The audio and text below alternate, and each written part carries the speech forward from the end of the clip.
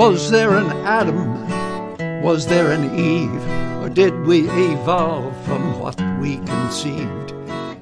Either way, we got what we needed when the sun shone down on the Garden of Eden. Don't you know we're gonna have a Solartopia, Solartopia, Solartopia. Don't you know we're gonna have... Okay, take it away, Sluggo. Hey everybody, this is Harvey Sluggo Wasserman. We are here at the 109th GREE-GREE, Grassroots Emergency Election Protection Zoom call. And we're just joined by the great Dennis Bernstein, the host of the KPFA, a widely syndicated Flashpoint show. We have a tremendously action-packed 2 hours ahead of us, as we usually do. Our first hour is going to be with the great JIM HIGHTOWER talking to us. I believe you're in Austin. Is that right, Jim? I am indeed, right here in Austin, Texas. I have a good friend who taught history at UT for many decades, Michael Stoff. I don't know if you ever met him, but he used to say that Austin is a great town in a bad neighborhood. So, but Jim, we're really honored to have you with us. We're going to talk with you for the first hour, and we're going to deal with election protection, the need to protect democracy. We do have a woman from Ohio who is running for office there, who wants to talk about gerrymandering in Ohio, which is just way beyond the pale. And we're looking forward. I see Melody. Hi, Melody, putting her head in there. So it's great to have you guys with us. The second hour, we will going to deal with a forum, a strategy session on dealing with nuclear power. As you see, I've come appropriately dressed, and the horrendous crisis we face in California with our so-called liberal governor, who's now to the right of Ron DeSantis on solar issues, and dealing with the proposed extension of the Diablo Canyon nuclear plant, all issues nuclear, and the need and the ability and the imperative to shift to 100% renewables as quickly as possible. I know this is an issue in Texas. We have Texas, by the way, is by far the leading producer of wind-driven electricity in the United States. I think it's more than double the second state, which is Iowa. And I will say that Texas has fulfilled the dream when they first started selling nuclear power in the world, actually, back in 1953. Dwight Eisenhower announced the peaceful atom in front of the United Nations in December of '53. The Lewis Strauss, the chair of the Atomic Energy Commission, said that electricity, because of nuclear power, will be too cheap to meter. And this never quite happened with atomic power, but it has happened with wind power in Texas. Because at night in West Texas, there's so much wind power on the grid that you can charge your car or run your computer or do your laundry or even watch Pornhub with no charge for your electricity. So JIM HIGHTOWER, I can't even begin to read your distinguished credentials. You are a fantastic author, commentator, syndicated all over the place, very well known. You also are in the opening of a film that I love. It's called Liberation News Service, Under the Ground. And you're in there with Thorne Dreyer talking about the old underground press, which I was a part of, Liberation News Service back in the day, 1968, before many of our participants were born. We were infiltrated by the FBI, and lots of great things happened actually because of that. I will say, by way of introduction, that I want to thank J. Edgar Hoover. By infiltrating the Liberation News Service, he actually helped give birth to the No Nukes movement. Thank you, J. Edgar. So with Jim Hightower here, a man of real genius and a great sense of humor, and one of our most widely syndicated columnists and commentators on the progressive left. Jim, we want to talk. This is our 109th call. We started in April 2020, and we've mostly talked about election protection, and we have expanded to ecological protection, which we'll talk about in the second hour mostly. But you have an open forum here. We've got, what do we got here?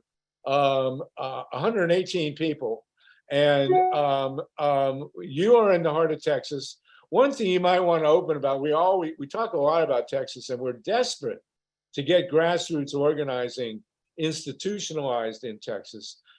So can you talk to us, maybe you want to start with this campaign. We have one of the very most loathsome governors in America to get rid of. And the only way it's going to happen is with grassroots organizing. You want to open with that, Jim, and tell us what's happening with that governor's race, and then whatever else you want to talk about, the floor is yours. Well, sure. But let me first of all thank you, thank the GREE-GREE and Sluggo and Dennis. But I don't think we can call him Dennis if you're Sluggo, so we'll call him Flash, right? Flashpoint. So Flash and Sluggo. All right, we got that. And by the way, I'm not without nicknames. Back in my politicking period, I was known as Whole Hog Hightower. There's a story behind that involving Huey Long, but we could get to that later, or not at all. Jim, can you raise your volume? We have trouble hearing you. Thanks. I need to raise my volume. Yeah. All right. Somebody in the distant ozone says her volume is not high enough. Are we there? Is that better? Steve, Mike, can we raise Jim's volume here? Try that. Hey, there we go. All right. Now try it. Now we're doing hello. Still not good. I'm getting shaking heads. Still not good. That's better towards the end. You I think you're there now. We're there? Yeah. How's that? All right. You there? Okay. All right. So We can do this and yell. Okay, go ahead. yeah, I was going to say I could do that. We've got Sluggo here and Flash. Go for it. Our hosts, and I have a period of my life back in my politicking days of being a whole hog Hightower, and there's a whole story behind that, but we won't start off with that. Rather, we'll talk a little bit about Texas. You were mentioning Sluggo, the wind power factor here in Texas. You know, out in Lubbock, when I was first campaigning for office, they say out there, if your hat blows off, don't bother turning around chasing after. There will be a better one coming along behind you. So just wait for that and scoop it up. So now we're trying to make use of that wind power. And we're thinking, by the way, of harnessing the Republican legislature to the wind turbines as well. We think that might quintuple our output of wind. Absolutely. But anywho, Texas is a populist state, not generally known. We're considered a corporate right-wing entity, but in fact, we as a people and in history have been extremely anti-corporate populist people. In fact, the first state constitution rather, outlawed banks. You could not create a bank in our state. People hated banks, and to form a corporation, you had to get a 2/3 vote of both sessions of both houses of the legislature. So we've got a history here that is not what most people think of when they think of Texas. And the good news is that spirit is still very much alive and well. We just have to tap into it, and that's what my work is these days, as somebody who basically tries to make a living running my mouth. I do that with my radio commentaries, with my chat and chew, monthly broadcast on the web and Free Speech TV and other entities, and through my Hightower Lowdown newsletter, which is sort of my mainstay. And the Lowdown goes at the real issue in politics, the lowdown, which is it comes down to this, in my view: too few people control too much of the money and power in our society, and they use that control to get more for themselves at our expense. So that's what real politics is all about. As we say here in Texas, politics with hair on it, because it matters. And so we talk about that in many different ways, all of which is to try to put a little bit of progress in progressive again. And the good news is that is beginning to happen. We focus on the proud little d democratic values of our country: economic fairness, social justice, equal opportunity for all people. That's what it comes down to. That's what real politics is. And I'm coming to you this afternoon, evening here from not just Austin, Texas, but South Austin. And on this side of the river, we have a little more irreverent attitude. John Henry Falk was from over here, Molly Ivins from over here, and myself and others. We have a little different take on things. In fact, our unofficial slogan is "We're all here because we're not all there," and I think that's what brings this great program to the people as well, and the people to the program, is that folks realize that the powers that be in our country are no longer at all there in terms of understanding those founding values of fairness and justice and opportunity for all. They're as confused as goats on AstroTurf when it comes to grasping what America really is about. So they've been knocking down the middle class, holding down the poor, and tearing down our democratic rights. And that's the big fight right there. Those three things that we're involved in as a nation. And the bad news is what the powers that be are doing to us. And by the powers that be, by the way, I mean I call the 6 Bs, the bosses, the bankers, the billionaires, big shots, bastards, and bullshitters who are running roughshod over us. They think they're the top dogs, and we're just a bunch of fire hydrants out here in the countryside. But the people are, in a word, revolting in the very best sense of the word, revolting.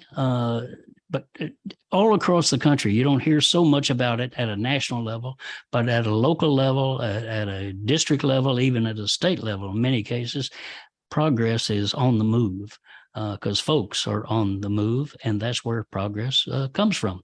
So I'm happy to be a part of your effort here today and to talk about whatever you want to, and also whatever some of the listeners want to throw in. Great. Well, Jim, you're fantastic. We do want you to drop into the chat. Maybe Melody can handle it while you're on the talking. All the contacts, how people get a hold of you, how they subscribe to your webcast and your newsletter. I do want to say that Molly Ivins was a very, very dear friend of mine. She was absolutely the greatest person that ever lived. Just wonderful. We do want to commemorate today the passing of her pal and yours, Barbara Ehrenreich, who was a wonderful writer and a great contributor to what you say, the progressive causes in this country. But nowhere are things more important than in Texas. Can you tell us? I've got Ron his hand up already, but let's start with Texas here. All my exes live in Texas. Maybe Kinky Friedman will be on a later show. Yeah, right. Yeah. But well, Molly Ivins once said of Kinky Friedman when he was running for governor, said, "Why the hell not?" And then Kinky showed us why not. Yeah, exactly. That's another story. No, I tear up whenever I think of Molly Ivins. She was just the most fabulous person. So, it's too bad we don't get to choose who goes and who stays. Exactly. A much better planet. Yeah. I So- have a list, by the way. Yeah, right. Well, one of them, I'm sure, has to do with the governorship in Texas. Yeah. Where do we stand in Texas on grassroots organizing and on the possibility of Texas finally shifting back to the dominant populist values that you've talked about? Yeah, well, it's already happening, and that is the good news. We're about to send two new, very progressive Democrats to the Congress of the United States. They're in Democratic districts. They've defeated establishment centrist do nothing Democrats. That would be Greg Casar here in Austin, a terrific fighter, comes out of the Worker Defense Project here, been a member of the city council and is now going to Congress. And we've got Jasmine Crockett from up in the Dallas-Fort Worth area. She's been a state legislator, a fighter for all kinds of progressive causes there. She is going to Congress. So we're picking up 2 seats there for the progressive cause, and not just 2 votes. Both of these people will be fighters within the caucus to democratize the Democratic caucus and to put it more on the side of ordinary people again. So that's in the works. There's great organizing going on. Our Revolution, Texas, has been doing a terrific job in the recent Democratic State Convention. Our Revolution group, the Progressive Caucus of the State Democratic Party, won 60% of the races that it ran, essentially becoming half now of the State Democratic Executive Committee, taking over executive offices, and most importantly, moving the party for a living wage of $15, state wage of $15, and pushing Medicare for all, free college education, et cetera. The whole program is now being pushed by the Democratic Party. That has not existed in the past. We've become a corporate party, and that is now changing. And by the way, that is a huge fight within the Democratic Party nationally, because the Democratic Party establishment, represented by the National Democratic Committee, which is overwhelmingly corporate and overwhelmingly conservative and do nothing, basically, is now moving in our direction because the people are pushing it in that direction. So we've got efforts underway that are changing. I'll give you one example of West Virginia, Joe Manchin country. Joe Manchin controlled the Democratic Party in West Virginia. Every seat on the State Democratic Executive Committee, 55 seats, he controlled. They were all little Joes until July of this year, because of a 6-year organizing campaign by a group started by a woman who was a social worker. And they have now taken every single seat on the State Democratic Executive Committee in West Virginia. And they have taken all but one of the statewide executive offices. It will change the politics of that state for the long haul. The fight goes on. It's not over yet, but we're on the move there in very big ways. State of Nevada did the same thing, and we're building that same thing in Texas. And this does not happen because of demographic changes or any of the other fantasies that some politicians and pundits talk about. It happens because ordinary people get together and begin to organize. Say, we can do better than this. We've got to do better than this because we're being run over. And they stand up and they fight back, and they can win. And it's the old saying that even a small dog can lift its leg on the tallest building. You don't have to be afraid of the powers that be, because you can defeat the powers that be in honest fights. Most fights are not honest because they're rigged against us. But nonetheless, enough pushing, enough time, we make it happen. Well, I like to the old saying that the idea that you can't fight City Hall is a myth perpetrated by City Hall. Exactly. There was a primary this year in Texas where Cisneros, is that her Yes. name? Yep. Yes. Was up against this horrendous incumbent, and the whole DNC apparatus swooped in. Can you tell us about that? Yes. Cisneros, Sandra, Cisneros. No, Sandra. Jessica. Jessica Cisneros. Jessica Cisneros down in the Rio Grande Valley. Terrific. Works with the Civil Liberties Union down there. Tremendous campaigner. Did a great job and was ahead until right toward the end when suddenly millions of dollars of advertising poured in against her, trashing her. Those millions of dollars. Jim, you faded out. You're so well. you're All right. So what now? Now you're good. You're good. You're good. Now we're good. All right. All right. Well, a little louder. A little louder. Okay. Maybe move the microphone in a little bit closer. All right. Here's the microphone. Is There that you better? go. All right. So millions of dollars poured into Jessica Cisneros's race against her, just negative trashing advertising, and allowed Henry Cuellar, who is essentially a Republican, to be able to nip her at the end of that race. Where did that money come from? Primarily from two Republican billionaires who poured money in.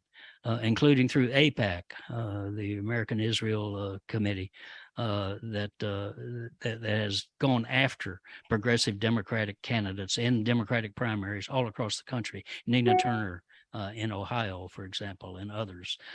So it was a devastating race in terms of that loss, but the power has begun to shift down there, that because of Jessica's race and what she's been doing, she's built an organization there that is not going away. It gets stronger every single day, and it will continue to get stronger. So we're going to get Henry Cuellar, but we're going to get many more than that, because we're going after the not just the Republican establishment, and that makes it a kind of partisan them and us. Rather, it is about ordinary people versus corporate powers and the right wing nutballs that are powering Greg Abbott and Ted Cruz.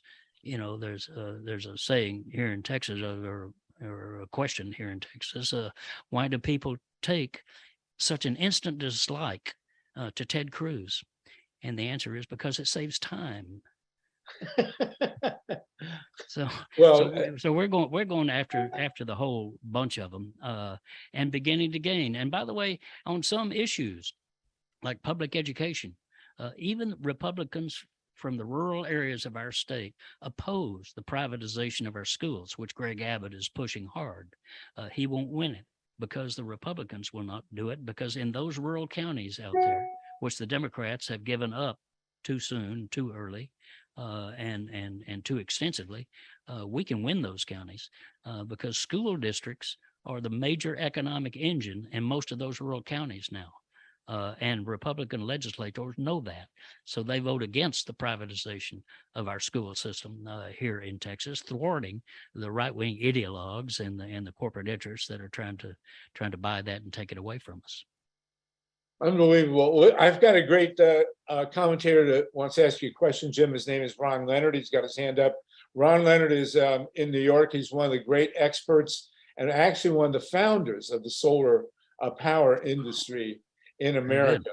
And of course, we know, I do want to comment very quickly that, when Texas had its horrendous, lethal cold wave, idiots like Tucker Carlson got on and blamed wind power, for God's sakes, when in fact the intake pipes at the South Texas nuclear plant, which I was down there, spent a lot of time fighting South Texas nuke, they froze up.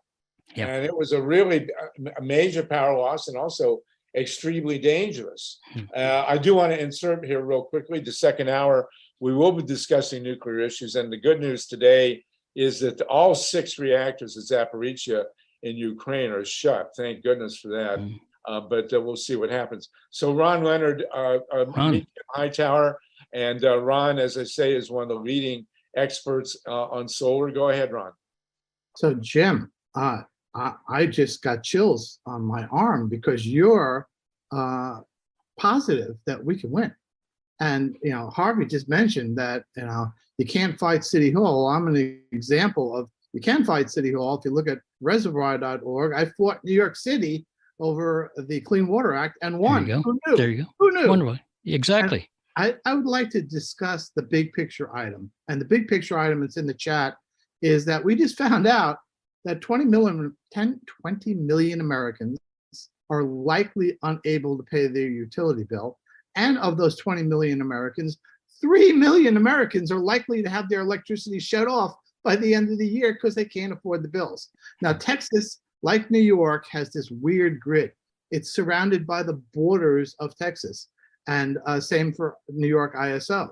And Texas, in this crazy freeze that you had, decided that, you know, besides what Harvey mentioned, that it was going to blame the outage on wind power. You never had more than 10% of wind power.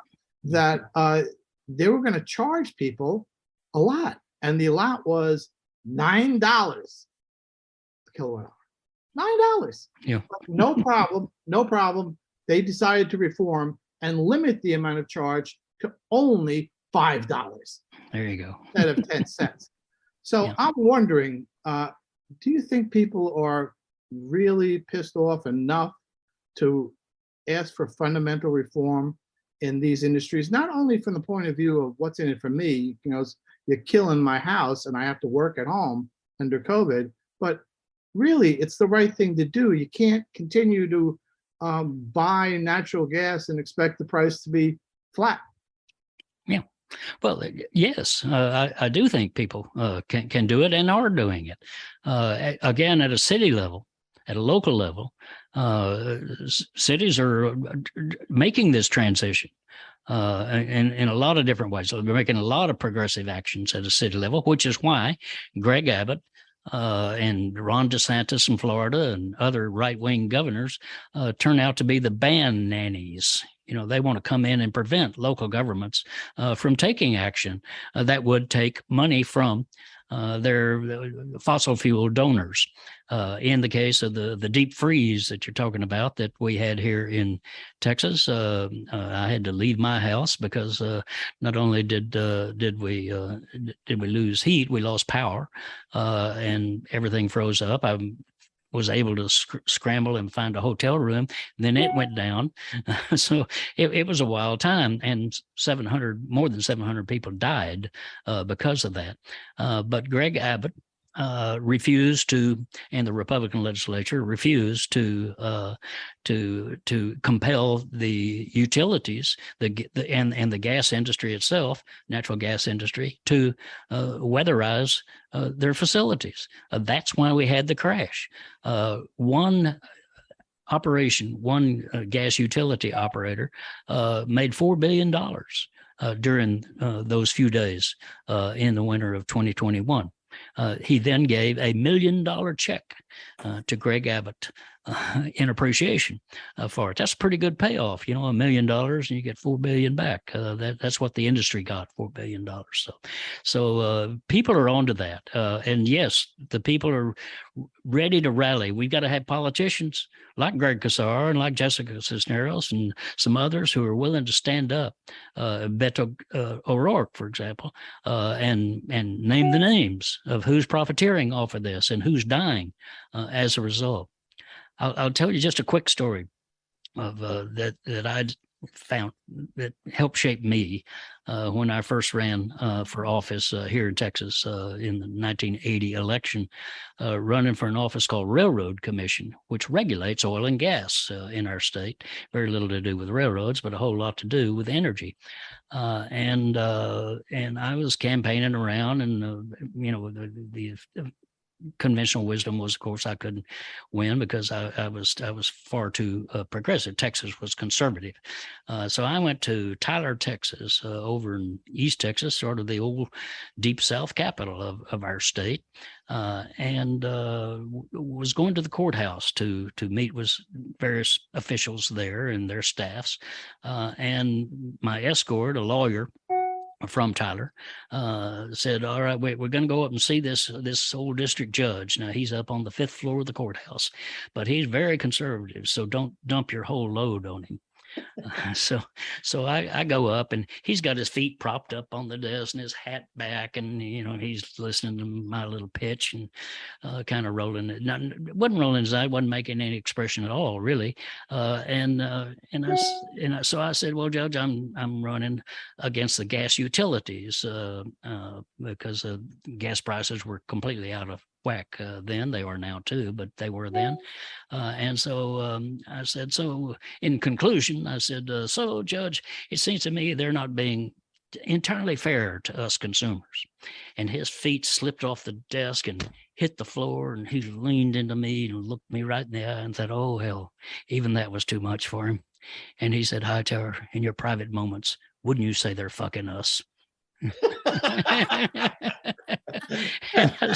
and I said, well, Judge, yes, I have said that, and I will say it again. And he said, well, okay, I'm going to support you then. And we got to take on these bastards. And so that's what's out there. That too many Democrats, too many of Democratic establishment figures think people are conservative. They're not conservative. They're mad as hell about being run roughshod over. And they're wanting politicians who will stand up for them and against those who are running roughshod over them. Well, listen, we have a theme which has been going on for a long time on these calls, which is that we are urging progressives to run grassroots campaigns. Yes. And aside from our many content-based gripes with the Democratic Party, and as I said, oh, and by the way, if you look closely at the ocean behind me, you'll see Ted Cruz is out there scuba diving. Oh, yeah. This is the he's so trying to get back to Santa Cruz. And there is a shark that comes by, but he won't eat Ted. A smart shark. They call that professional Right. courtesy. Professional courtesy. Anyway, so we, like you, understand the populist roots in Texas, but the Democratic Party or the progressives wind up spending all the money on the on TV ads. Yeah. And we made a big breakthrough on these calls way back in 2021, where Ray McClendon from the Atlanta NAACP, who's now the state chair of the political director of the Georgia NAACP, hooked up with Andrea Miller, who does grassroots campaigning. She is a computer genius, and they won. They've made a major role in electing a black guy and a Jewish guy to the U.S. Senate from Georgia, right. Which, as a historian, I can tell you is a practical impossibility, and yet it happened. Yeah. So what we're wondering is what progress is being made with switching the money in Texas to actual grassroots organizing. So maybe somebody progressive could get into the governor's mansion. Well, that is what's happening. Oh, your sound went again. My sound went again. I don't know where it went. We don't I'm right here. Is anybody? Just a little louder. Okay, how's that? Yeah, there you go. There we go. All right. I don't know what's happening. Anywho, well, yes, that is what is happening. And well, back up. What happened to Texas? Texas elected progressives for the longest time. There was a movement in the 1950s to create the Texas Observer because there was no media coverage of progressive candidates or progressive activists and actions around the state. Ralph Yarborough, who was U.S. Senator from Texas, very progressive, wonderful guy. I worked for him many years ago. He could draw 5,000 people in Dallas. And the next morning, the Dallas Morning News wouldn't have a word about it. So we created a slogan for the Dallas News. It said, Dallas Morning News. If it happens in Dallas, it's news to us. You know, but we created our own publication, and we did our own organizing. Back then, you had to pay to vote in Texas. We had the poll tax, and it was about $25 in today's money. So that was enough to do what they wanted done, they being the powers that be, which is to keep poor people and Black people and Mexican Americans, students from voting. Very successful. So that's despite that, though, we built a movement with labor unions, with African American, Mexican Americans, and created a movement that elected Ralph Yarborough to the U.S. Senate, that elected Barbara Jordan to the Congress, that elected Bob Eckhart to the Congress, that elected Henry B. Gonzalez, the first Mexican American from Texas to go to Congress again and again. So that's what you have to do. You have to build the movement. One candidate can't do it. One campaign can't do it.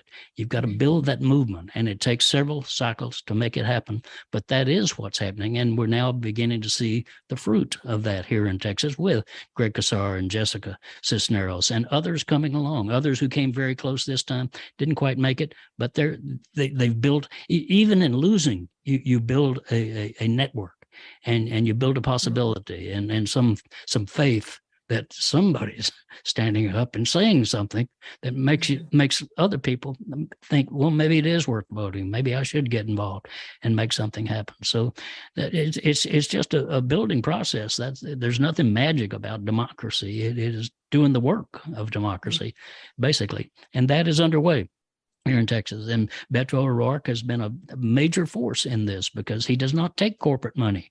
He does not take PAC money. He runs on issues. He stands up, and that's why across the board people have stood with him. And now he's running for governor and got a real shot at it.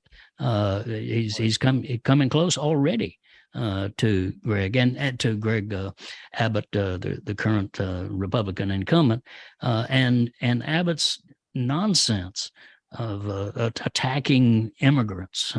He's basically based his campaign on attacking immigrants, but also banning critical race theory in schools, which is not taught in schools, but he's banning it.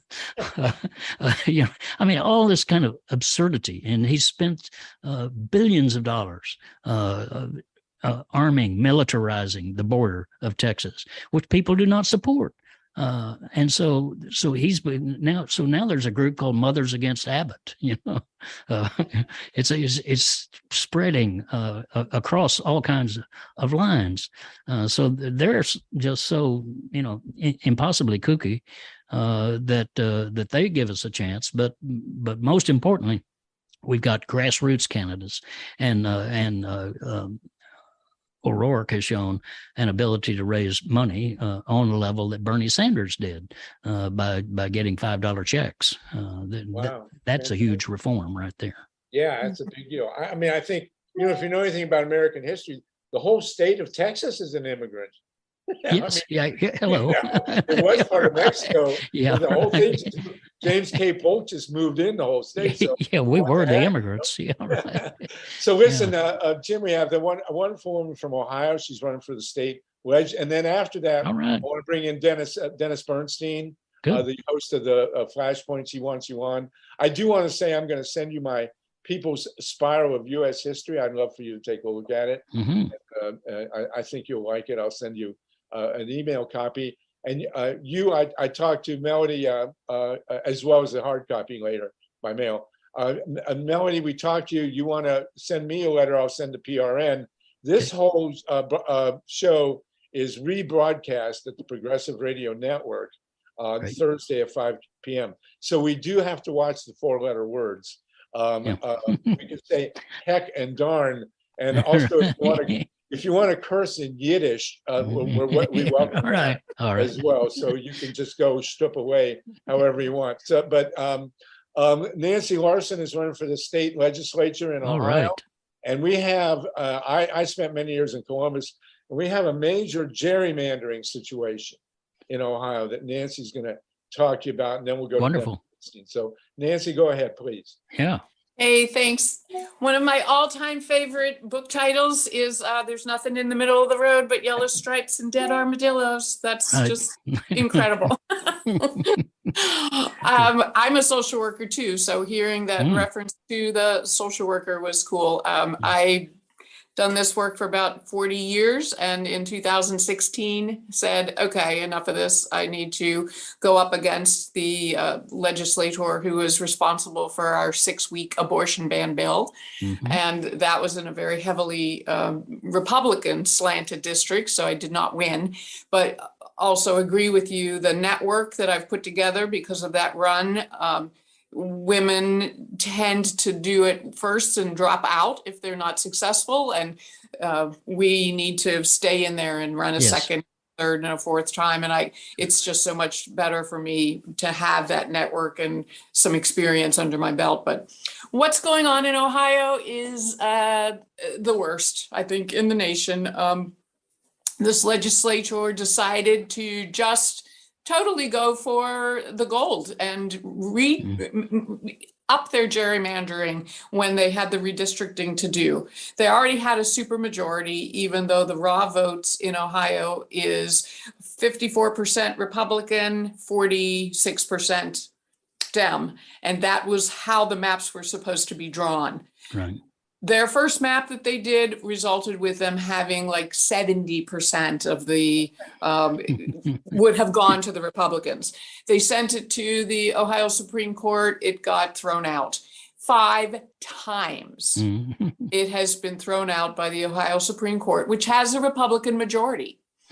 But the Chief Justice is a Republican, and she's our little Liz Cheney, and she sided with the 3 Dems and 5 times threw it back out. Terrific. Threatened to hold these folks in contempt. It's not an independent commission. It's the governor, Secretary of State, the auditor, and then House leaders from both parties. So it's 7 folks, and 5 of them are Republicans and 2 of them are Dems. And though the Supreme Court kept on coming, slapping it back at them over and over and over, their attitude was, they were putting on tweets, ha ha, too bad, so sad, we won again. Right. Just absolutely no consequence whatsoever for them blatantly abusing the law. I guess my question is, with this independent state legislature theory, kind of taking, these guys believe that already. They literally said to the Supreme Court, you can't, you're not the boss of us. You can't make us do anything. And they used their example for that was 23 years ago, the Supreme Court held that the way we fund public school system is unconstitutional. And for 23 years, they have not been made to fix it. And we have gone from 5th in the nation in the quality of our schooling to we are now 35th in about a 15-year period. And the redistricting commission said, see, you told us we were doing this unconstitutional 23 years ago with schools. Have we done it? Have we fixed it? No, you can't make us fix gerrymandering either. It's that blatantly in your face. We own the power and you are not taking it away. Yep. We did ballot initiatives in 2015, 2018 to make the map drawing proportional. So they're charged to have it turn out to be the 54% Republican winners likely. And that was in the Constitution because over 70% of the people voted to put that in there. And they're still ignoring it. And this is also, Jim, nationwide. And Nancy, where are you, Nancy? What town are you in? I am in the Toledo area. The district that I'm in now is one of the toss-ups. What they did with the map so the map we have now was one of the ones that was thrown out. They were ordered to bring in independent map makers. They had a Republican and a Dem who worked for 10 days with the cameras on them, and they drew these beautiful, beautiful maps. at the last minute, the legislature said, or the redistricting commission said, you didn't quite finish in time, so we're not accepting that. And they went back with one of the rejected maps. They ran out the clock, just ran out the clock until there was no more time left. Right. Some Republicans petitioned a 3-judge federal panel. Our rights are being violated. We can't have an election because there's no map. And the 3-judge federal panel said, okay, we're doing the one of the thrown out maps. It was 2 Republicans and 1 down. So that was their strategy, was to run out the clock, get that 3-judge panel to give them what they wanted and totally circumvent. So not only are they circumventing the Constitution, but they're in your face, overturning a referendum, 2 referenda that were passed twice by 70% in Ohio. Jim, have you got anything like that going on in Texas? Yes, we do. What a surprise. Shocking to know. But yeah, I mean, we're so gerrymandered here that in now trying to redo it, they could not create new Republican districts. They just didn't have the demographics to be able to do it. So they had to try to protect the ones they've already got. And in doing that, they carved out, incidentally, a couple of Democratic seats. One of those is the one that Greg Casar is now taking to Congress. So they can go too far eventually. But these gerrymanders, these Republicans, their idea of fixing the system is like a veterinarian says fix. You can ask your dog about it if you're confused. Yeah, right. But the only solution, as you know, because you're right in the fight right there in Ohio, is the people themselves. We just have to go back again and again to the people and point out what is going on. People do not think this is fair. It's I forget the polling numbers, but nationally they're overwhelming against the gerrymandering that is going on by either party, and overwhelmingly it's Republican, but it doesn't matter to me. It's absurd that legislators, Congress people get to choose their own voters. Yes, that has got to change. But the only thing, we can go to the courts, but we've got a right-wing Republican court, just state Supreme Court, totally dominated by them, and they just certify whatever Abbott and the rest of them, Cruz and the gang want. Willie Nelson. So the thing is, it's the fight is democracy. It's a long-term battle, and that's often frustrating. But as Willie Nelson told me once, he said, Hightower, the early bird might get the worm, but it's the second mouse that gets the cheese. Well, I always have to let that one lay out there a little bit for people to think about. Second mouse gets the cheese. So you think of a specific example is suffrage, the women's rights movement. The 3 ladies who led that fight in the big convention up in Seneca, New York. None of them lived to vote. It was I forget how many, 70 years, I think. That was Susan B. Anthony and Elizabeth Cady Stanton and right. And what was the other one's name? Well, anyway, but Jim, of course, you got to remember that the women's suffrage movement, that Seneca Falls conference came because the men in the abolitionist movement pissed off the women. Right. Two of the women went across the big pond. They went to London. Elizabeth Cady Stanton and oh gosh, I can't remember that. And they got there to this conference in London to talk about abolitionism, and the men wouldn't let them talk. Yeah. So they came back and started the Seneca Falls thing. And of course, Seneca Falls is in Iroquois country, where the women ran the show. We had the great, thank you, Nancy, and good luck in Toledo for all that. We have Dennis Bernstein on the call. Dennis, do you want to raise your hand? We do have 156 people with us. Dennis is the host. Oh, there's a request, Jim, a couple of requests to put your links, your connections in the chat. Yes. So please Okay. do. And We need to you, put our you connections have, in the chat.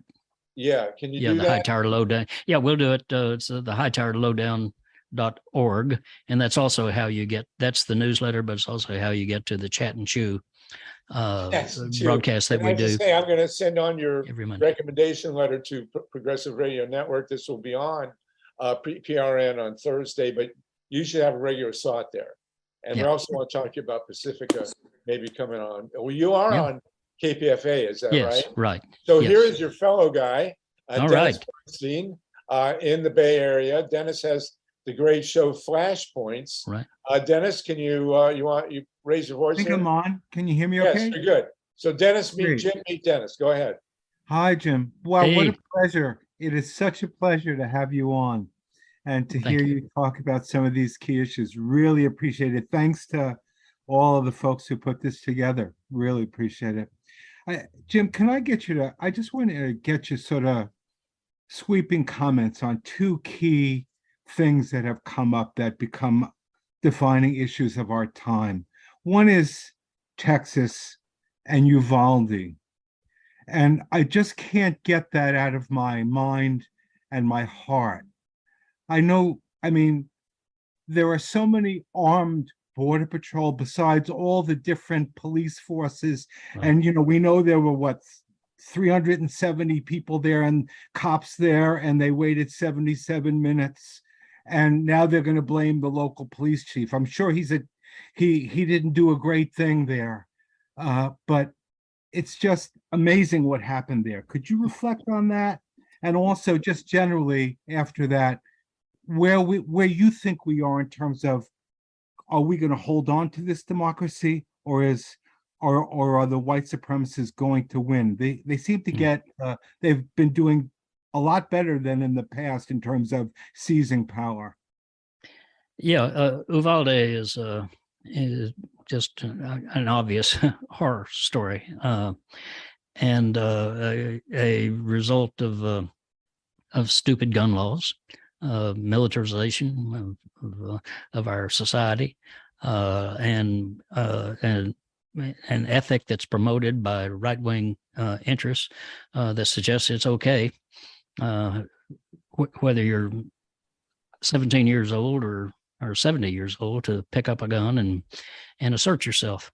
And then it's also a failure of as you indicate, very broad failure by police authorities, not just the police chief, who probably shouldn't have even been the one in charge of that thing. The Department of Public Safety, Greg Abbott's own police force, was there. And they were taking no action. They were hiding behind the hallway as well. The Texas Rangers were there. The full police force, the Border Patrol, all of them were there. So there's not enough police power, police presence, I guess I should say, to be able to prevent these things. It has to be a societal push against an ethic that actually pushes a gun solution to any problem that you might have, whatever personal slight you might feel. You're entitled to get a gun and go do something about it. And then they say, well, our thoughts and prayers are with you. No, thank you. We don't want your thoughts and prayers. So that is building those. So you've got a guy now running for governor in Texas, Beto O'Rourke, who's actually talking about it, actually saying, no, we're not going to just allow you to have whatever automatic high-powered weapons with no control over yourself that you want. We, as a society, have got to stand up to it. It's an abomination, and people agree with that. That is a great crisis of our democracy, to get to a little bit to your second point, which is that we have government officials, right wing now, controlling governments that do not do what the people want done and do what the people do not want done. That's what's leading to great frustration among the people. And it led a bunch of people to reach out even to Donald Trump in that the last couple of presidential elections. But the indicators that we have, a group came together, Mike Lux and Slenda Lake and some other national thinkers on the Democratic Party side, or on the progressive side, I would say, even more than Democratic Party. And they did an in-depth survey, and I think it's 9 or 10 states in the Midwest that were Trump states, that had been Obama states and turned Trump. And they went into the rural areas and into factory towns, small factory towns. And what they found was people were not Trumpers. They didn't hate immigrants. They were not gun nuts. They were wondering, where's the Democratic Party? Why is the party that used to stand for us, Roosevelt and Truman and Johnson? I spent my youth trying to get Lyndon Johnson out of office, not realizing he would be the most progressive president of my lifetime. So, you know, they're saying, where is that power on our side again? And that's the challenge. First to the Democratic Party, and then to the Congress and et cetera, is who's the old saying, whose side are you on? It's not enough to say I'm for consumers. I'm for working people. You've got to be against the powers that are running over consumers and working people. If you're not willing to take that stand, then you're nothing. You're a pushover. It was an amazing moment there when Beto O'Rourke at the first press conference confronted the I guess it was the governor there? The governor was there? Yes. And the lieutenant head of governor. the vigilante Texas. Yeah. What's the Texas Rangers? Yeah. Right. And that was so, because it all came out right there in terms of which side who was on. And it was nice to have Beto as a voice for the people in that context, because he got there at the minute it started. Yeah. Well, it was a press conference of the Republicans to salute themselves for Uvalde, which is bizarre, but nonetheless, that's what it came down to. And Beto crashed it. He had the guts to go in there and say, you know, you're the problem. You know, it's not police, it's you. You're authorizing this, and you're encouraging people to believe in this kind of thing. So yeah, that's very, very important to have a few politicians at least begin to stand up and challenge this. And then you know, Beto was recently near my hometown up in North Texas. I grew up in a little town called Denison, and right down the road about 15 miles is Whitesboro, Texas. And Beto's going to small towns as well, as, by the way, which is a big deal for me, that we Democrats have given up on rural people, farmers, small towns and factory towns and et cetera. But he's going to them. And he was there, and he got confronted by several guys with guns and saying, and one of them said to him, "You're not welcome here." Well, he had 300 people in a church, so he was welcome. They were a group of about less than a dozen, you know. So we got to realize what people really think, and then begin to build on that, to build on our strength, and not be afraid to stand up. You know, the worst thing that's happened to the Democratic Party is it tries to sneak up on voters. You know, oh well, you know, we're not really liberal. You know,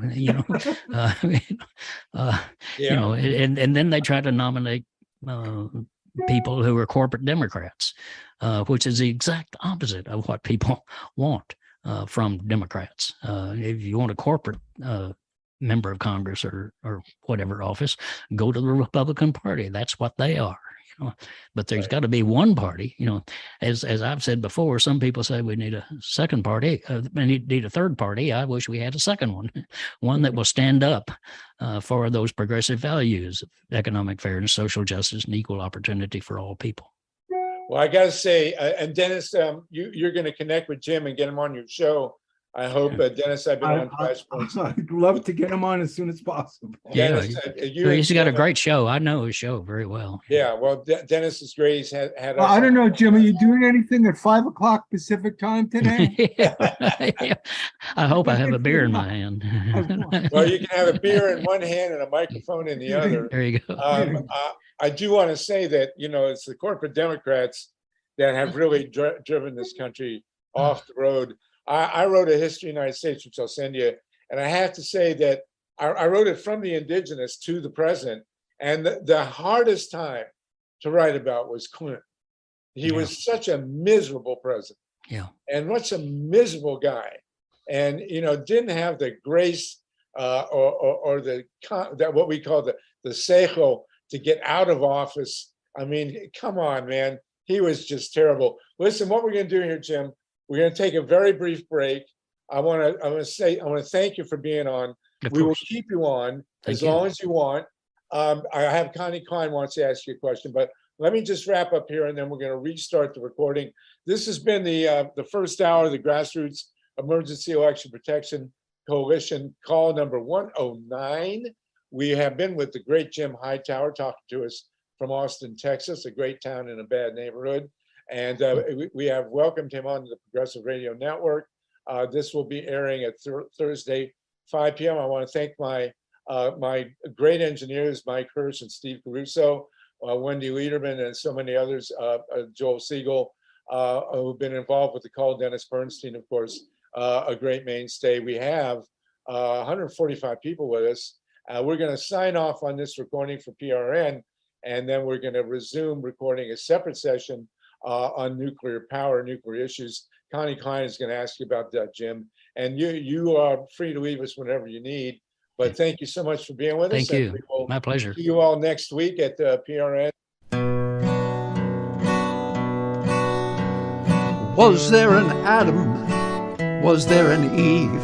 Or did we evolve from what we conceived? Either way, we got what we needed when the sun shone down on the Garden of Eden. Don't you know we're gonna have a Solartopia, Solartopia, Solartopia.